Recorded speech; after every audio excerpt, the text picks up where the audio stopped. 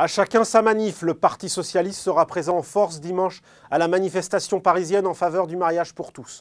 Dans un peu plus d'un mois, ce sera au tour de l'UMP de participer au grand défilé des opposants au mariage homo. Manif contre manif, pétition contre pétition, la politique reprend ses droits grâce au sujet de société. C'est le retour du bon vieux clivage droite-gauche. Rien de tel pour faire baisser les tensions avec les extrêmes, le front de gauche pour le PS et le FN pour l'UMP. Fini la discrétion sur cette promesse phare du programme socialiste et du candidat François Hollande.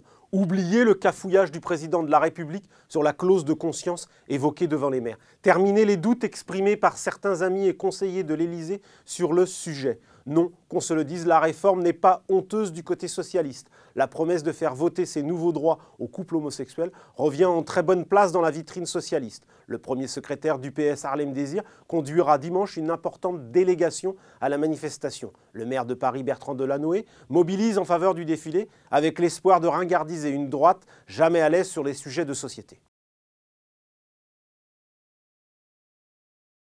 Pourquoi ce soudain réveil? Le PS veut montrer qu'il tient ses promesses au moment où le doute commence à s'installer dans l'opinion. Les socialistes veulent reprendre la main au moment où l'adhésion des Français commence à flancher, notamment sur la question sensible de l'adoption.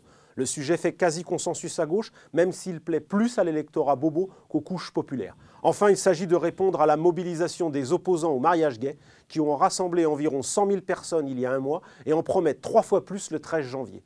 La mobilisation de l'opinion à la veille de Noël, voilà un pari qui n'est pas forcément gagné pour le Parti socialiste.